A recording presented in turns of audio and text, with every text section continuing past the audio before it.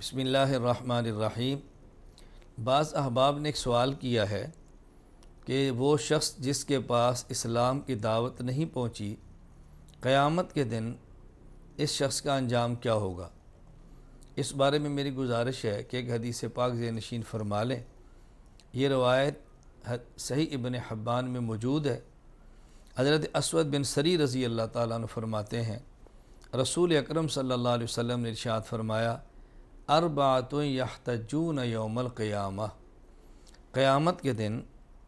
4 قسم کے لوگ آئیں گے، گویا دلیل کے طور پہ ان کو پیش کیا جائے گا، دلیل کے لیے آئیں گے۔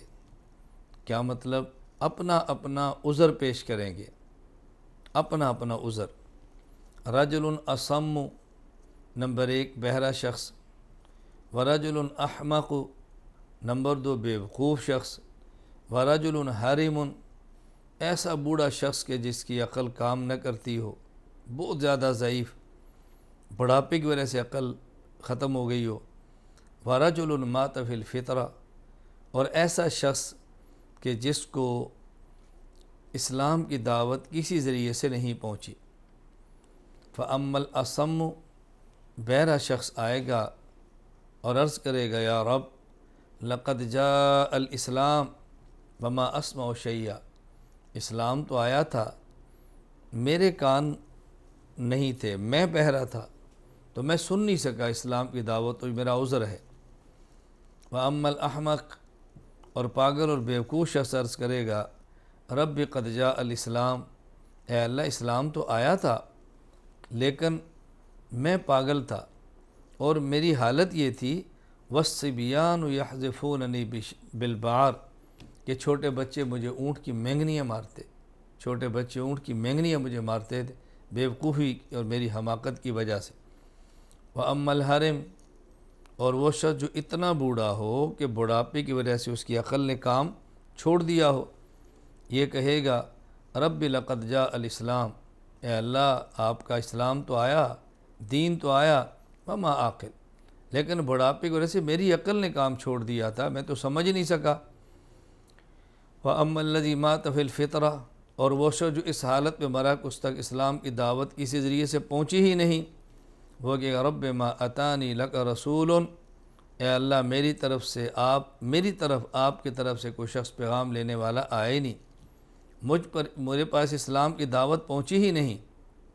یہ 4 لوگ ہوں گے جو اپنا اپنا عذر پیش کریں گے۔ فَيَأْخُذُ مَوَاثِيقَهُمْ لَيُطِيعُنَّهُ، اللہ تعالیٰ ان سے ایک بات فرمائیں گے، ان سے ایک عہد لے گا، ان کا امتحان لے گا کہ یہ اطاعت کریں۔ وہ امتحان کیا ہوگا؟ فَيُرْسِلُ إِلَيْهِمْ رَسُولًا، اللہ تعالیٰ ان کی طرف پیغام بھیجے گا اور حکم ہوگا، ادخلوا النار، جہنم میں داخل ہو جاؤ، یعنی سیدھا آگ کی طرف دوڑو، آگ میں داخل ہو جاؤ۔ تو ان میں سے وہ شخص جو آگ میں داخل ہو جائے گا، اللہ کے پیغمبر فرماتے ہیں، فوالذی نفسی بیدہ لو دخلوها کانت علیہم بردا وسلاما، قسم اس ذات کی جسے قبضہ قدرت میں مجھ محمد کی جان ہے، یہ اگر جہنم میں داخل ہوں گے تو جہنم ان کے لیے ٹھنڈی اور سلامتی والی بن جائے گی، یہ جہنم کی آگ کو ٹھنڈا پائیں گے، اور ایسا ٹھنڈا نہیں کہ عذاب ہو، سلامتی والی پائیں گے۔ تو اس حدیث پاک سے اتنی بات تو سمجھ آتی ہے کہ قیامت کے دن اللہ تعالیٰ ایسے شخص کا عذر قبول فرمائیں گے اور جہنم کا عذاب نہیں دیں گے، باقی اس کو اللہ تعالیٰ پھر جنت میں بھیج دیں گے۔ اللہ تعالیٰ اس کے لیے کیا معاملہ فرمائیں گے اس حدیث میں تو مذکور نہیں ہے، لیکن بظاہر یہ سمجھ آتی ہے کہ جب ان کا عذر قبول ہو گیا اور ان پر ایک امتحان تھا، اس کے اندر یہ کامیاب ہو گئے، تو اللہ تعالیٰ اپنے کرم سے نجات عطا فرما دیں۔ یہ معاملہ اللہ کا ہے، میرا اور آپ کا نہیں ہے، لیکن اتنی بات سمجھ آئی کہ قیامت کے دن یہ عذر ایسے لوگوں کا قابل قبول ہوگا۔ اللہ تعالیٰ ہمیں بات سمجھنے کی توفیق عطا فرمائے، دین کی دعوت لوگوں تک پہنچانے کی توفیق عطا فرمائے، رسول اکرم صلی اللہ علیہ وسلم کا لایا ہوا دین امت کے ہر فرد تک پہنچانے کی توفیق عطا فرمائے۔